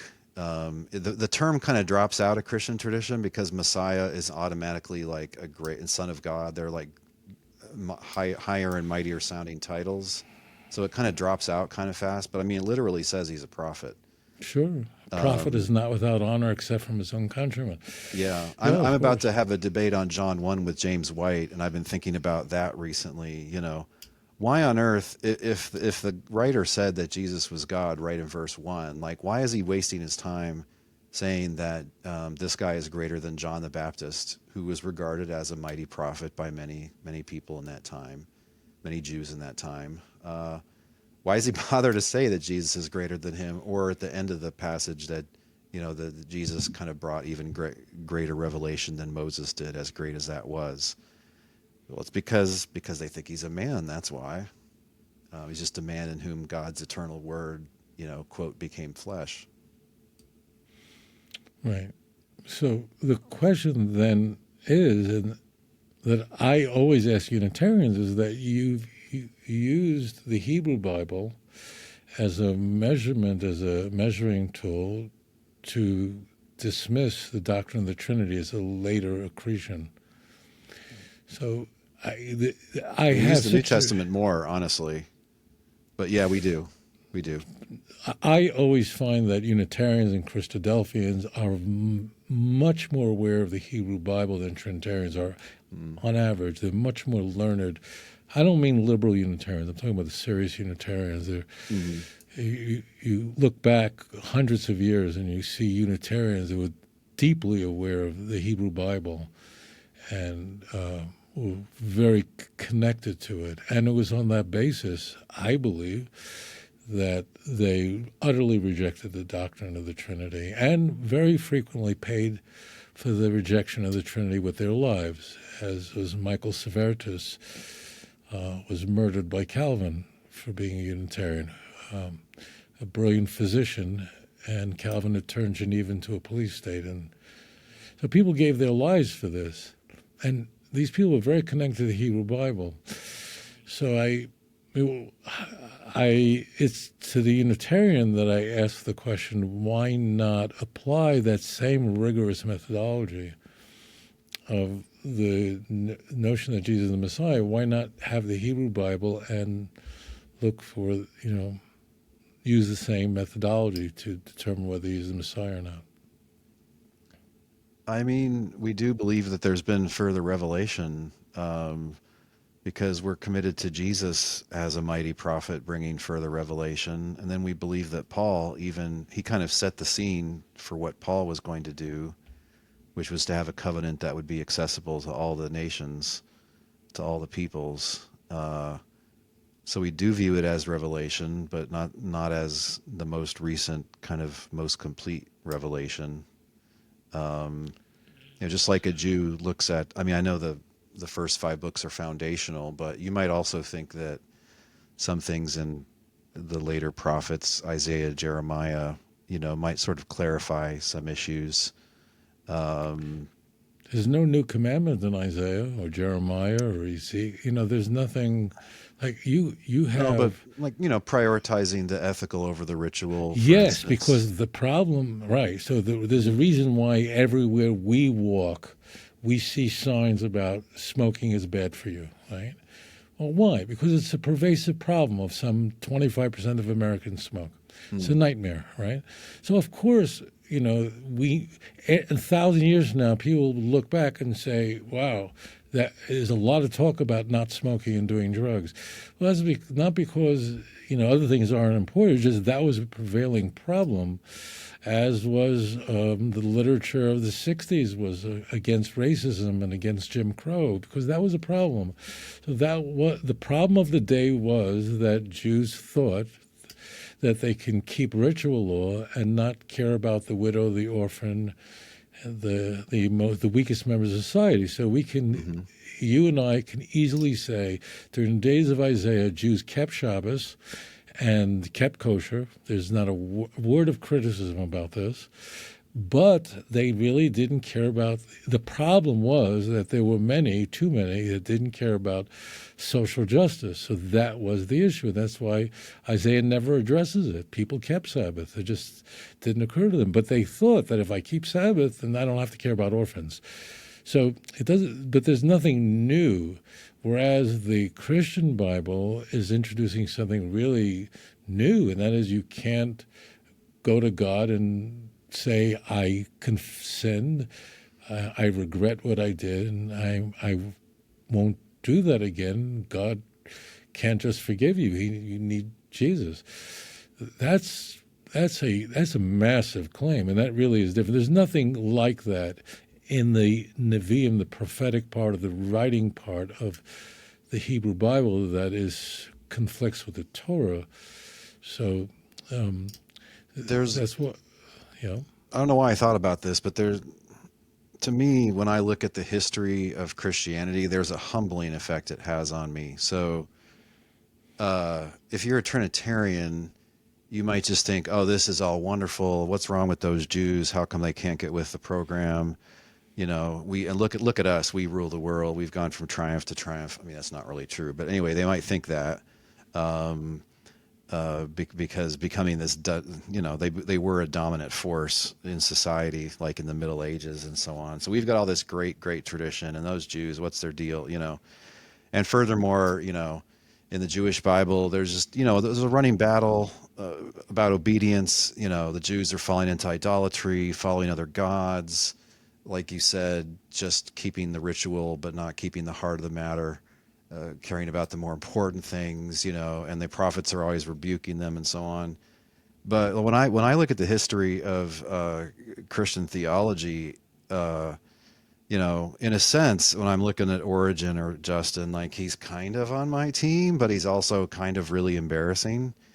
And it's like we if the Jews screwed up, we screwed up at least as bad and probably a lot worse. Like the whole anti-Semitism thing, like that's just off the charts. Like what the hell? Like, how did that even go down? That's what. But the doctrinal stuff, like it's embarrassing. And that's the part of you, incidentally, that surprises me.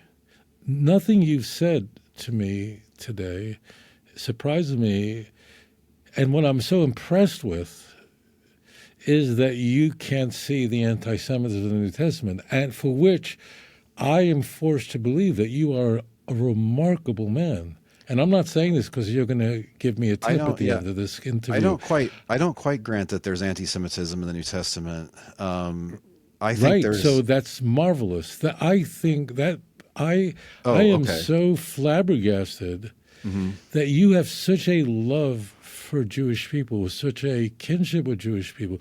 You remind me of Dr. King, who was like that in his speeches, where he quoted texts in the New Testament, which most Jews view it as anti-Jewish, and he didn't see it at all because he had such a favorable view of Jewish people that to him the story of the Good Samaritan, there's nothing wrong with the Jews. In his last speech, he said that it was the Jews who passed by the fellow on the road from Jericho to Jerusalem. They just probably thought that there was a guy who was feigning sickness, and then if they helped him, they would have been jumped on. So I am very delighted that people like you exist. And I'm in awe of you because the Gospels are very well written. The stories are very well shaped. The protagonists, the villains are very clear. And that people like you exist still to this day blow my mind away. And it's a deep admiration for you that I say that, wow, that's amazing. I think it's a common view that some scholars think that some certain New Testament texts are anti-Semitic.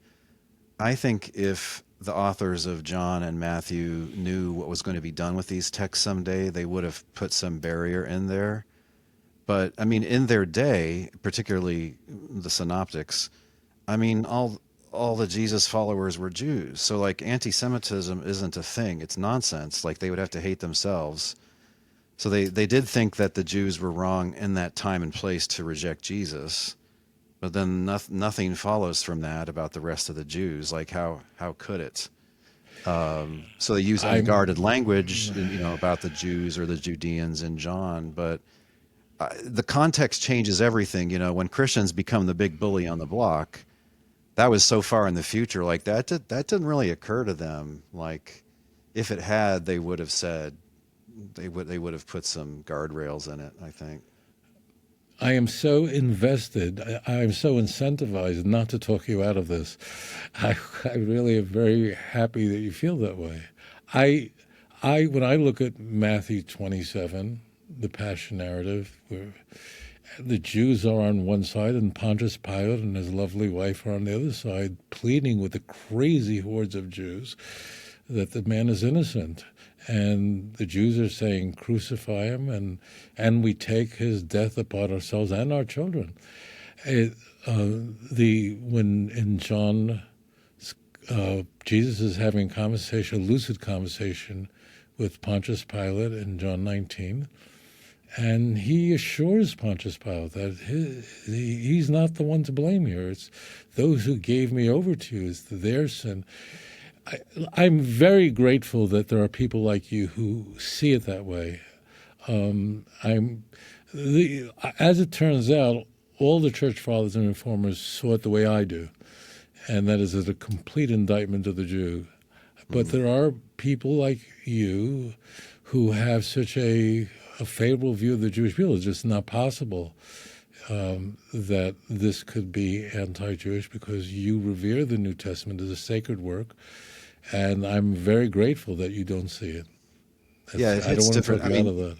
You make an important point, which is that the bad guys in the narrative are sometimes, the Jews. But it hits different. The Jews. Yeah, it hits different in a context when all the good guys are Jews too. Right? There is a fencing. In a later context, it seems like an appalling thing. Context is kind of everything,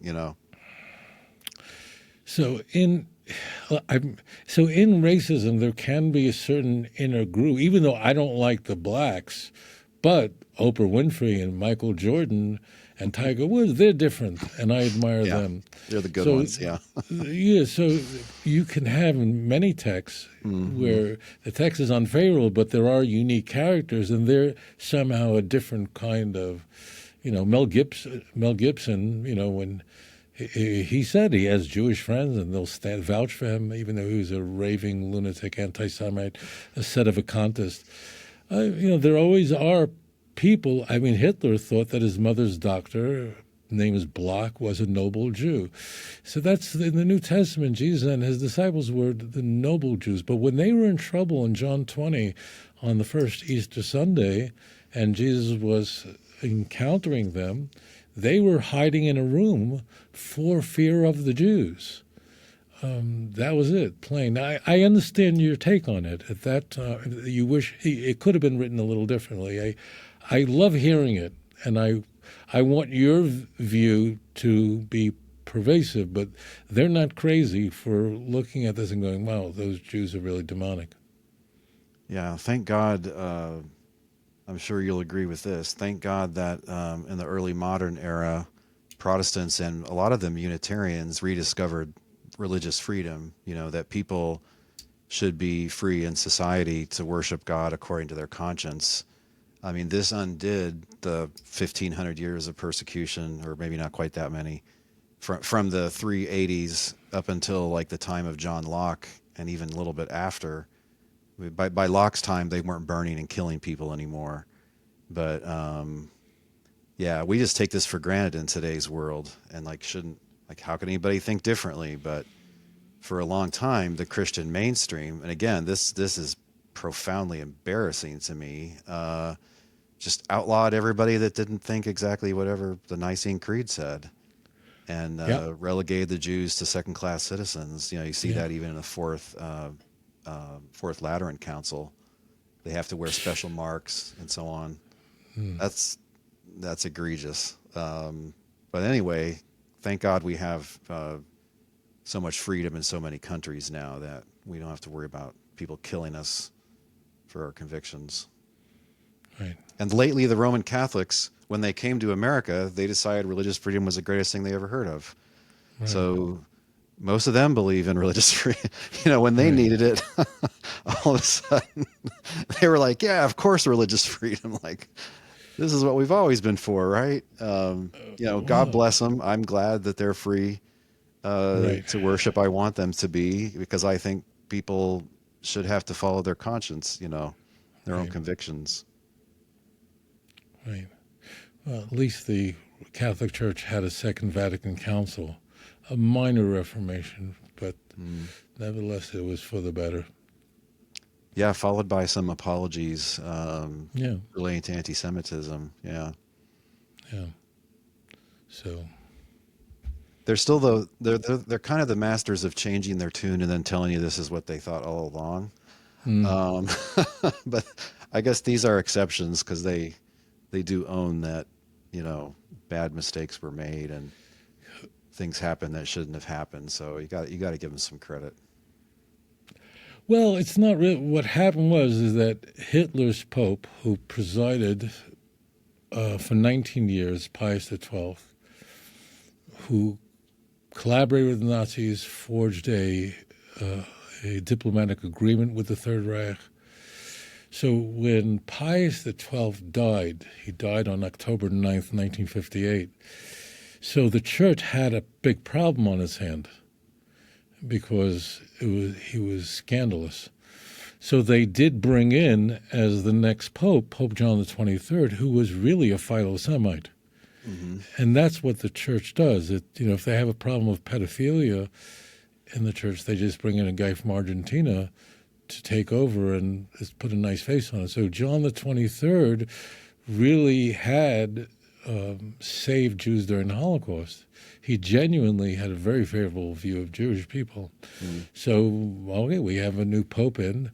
And it's interesting that Pius XII is the last pope to have made an infallible statement ex cathedra in 1950 on the Assumption of Mary. That's the last time the Catholic Church had a pope had done that. So by attacking Pius XII, you're actually attacking the last ex cathedra infallible statement, because there hasn't been one since then. And that's why you don't mess with Pius. And that's why there's such a push among many to elevate Pius XII, and others who are very embarrassed by him. But what do you do with it? Because subsequent popes, like the Second Vatican Council, is not ex cathedra. But that is. But it's an ecumenical council of the church. It's an ecumenical, absolutely, right. It's very, very important, right. But there are, these tons and tons of people, many of them we know, who are sedevacantists, who reject every pope since Pius XII, because of that document called In Our Time, Nostra Aetate, and which was, it wasn't pro-Jewish, but favorable towards Jews, and said that the Jews of our time are not culpable for Jesus' death, and removing anti-Semitic liturgy from the Good Friday services. When I was a kid, Good Friday, Jews did not go on the streets in Brooklyn. That was the really bad day for us. That's what my friend Brian Leftout told me. He literally got beat up on Good Friday on at least one occasion, maybe more than one occasion. Yeah, Right. that's insane. That boggles my mind. Yeah. It doesn't, see, for me, I don't know how Jews ever survived in Christian Europe, because they will, but I'm happy it boggles your mind. Thank God, may there be many more that boggles their mind. But it's, yeah, because they all were, gosh, all the church fathers, they all held these views about the Jews, and they were very confident that the Christian Bible expresses these views about Jews. They all did. It's pretty grim, yeah. At least by the time you get into the 300s, it's very grim indeed. It's ugly. You have people ginning up the crowd to go burn down the synagogue and things like this. Yeah. Right. Christians could not burn down synagogues in the 2nd century. They were lucky to just to be alive and be able to practice quietly in somebody's home and have a church service. They weren't in any position to burn down synagogues, which would have been a crime against the empire. But by the 4th century, you're quite right, they were burning down synagogues with impunity. Yeah, you had this kind of ruling class of bishops, too, that had a lot of power and money and could get away with some of these things. And I mean, honestly, I've been doing a lot of research in the whole Nicene era. I just gave a giant lecture in London on basically why Protestants should reject the Nicene Creed and the whole ecumenical council idea, essentially. But one of the things you learn when you study that era is that, bishops of these big cities were kind of like mob bosses. They had thug monk crowds they could sick on you to beat you up or intimidate you. They're grafting money off of grain donated by the emperor to the poor and doing all kinds of they have spies. They're ridiculous. From a Christian perspective, they're ridiculous. Like, this is not like shepherd, elder, pastor kind of role to play. It's really very much like a mob boss in places like Alexandria, Antioch, Constantinople in those centuries. Right. So, yeah, like wait, who are we sure like these are like the ruling class? Right, the Pope is one of those guys. The Orthodox think the patriarchs, the archbishops are all kind of on the Pope level, and the Catholics think no, our guy's the top guy because Peter and Paul died in our city. For some reason, this makes him the top guy. But I think Protestants should just get off the boat entirely and we shouldn't believe in bishops. Right. That's why I think, I agree with you, and that's why I think, this will sound crazy, but that's why I think that the Reformation would have never occurred if there was no Black Plague. Because when the Black Plague occurs right in the middle of the 14th century, it not only eviscerates more than half the population of Europe, but some 90% of the clergy in the Roman Catholic Church are wiped out. And that, besides the obvious of what it does to Europe, is a catastrophe of something that's unprecedented, but it weakened the Roman Catholic Church. It had an enormous impact on the way people viewed the Roman Catholic Church and the kind of powers they wielded, as you described. And I believe that made it possible that the Roman Catholic Church was so shattered by the Black Plague and the aftermath that it made it possible for John Wycliffe, who was a priest, a Roman Catholic priest, a great thinker, to publish the first translation of the Bible into English, Middle English. He was translating the Vulgate. But he was really the the person who starts the flame of the Reformation. His views were not identical to Luther, but he's really the reformer.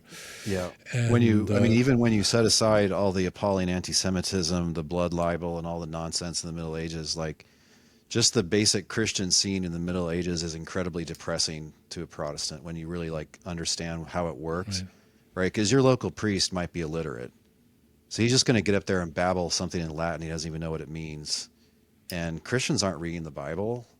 And then they have basically a pantheon of saints that they appeal to and magical practices. Right. And it's not like a New Testament faith that you see later, like after the Reformation. It's really kind of a grim quasi-Christian paganism. Never mind, you do have learned people that do know about the Bible and so on, but yeah, just the average picture in the village is like super grim. And from our perspective, that's why Christianity didn't really have the effect that it was supposed to have on the world in those years. Right. But it started earlier, right? Once it's all holy mysteries and you, the layperson, aren't really allowed to think about it or understand it for yourself.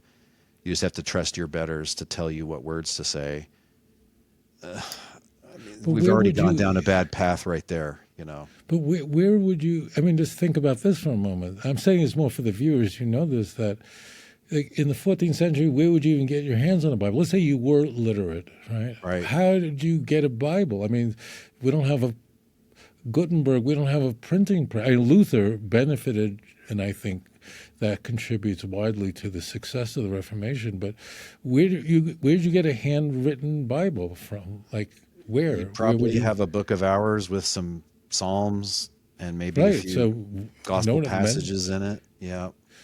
To have Codex Sinaiticus, I mean, how in the world are you going to have a handwritten? Who could own something like that? So even we live in a time where everything is accessible. In this period before the printing press, people couldn't get their hands on a Bible. It was just inconceivable. So we're living in a remarkable time. The early Christians were text obsessed, not unlike rabbinic area Jews. You know, they were all reading the New Testament out loud in these house churches. That's kind of what those writings were designed for, is to be read out loud and understand by a 10-year-old. That's why they're written the way they are. And but that was gone once the powers that be sort of seized the power of interpreting and understanding and even just working with Scripture in a Christian context. That all went away. And now you have a bunch of people that are just attending services by this ignorant, illiterate priest who might not be a very good guy either, you know, but he's all they got. So they believe that God's grace can only come through the Catholic Church, so they're kind of stuck with him. Right. But big topic, medieval Catholicism. I didn't know we were going to go there today. Rabbi Singer, I really appreciate your time. It's been a very interesting discussion. And again, I appreciate your work, and I look forward to seeing more of it in the future. Well, likewise, it's an honor to join you, and let's stay in touch. And I look forward to the time where we meet in Jerusalem, and I'll give you a personal tour of this holy city. So thank you so much for having me on. I would love that. Thank you.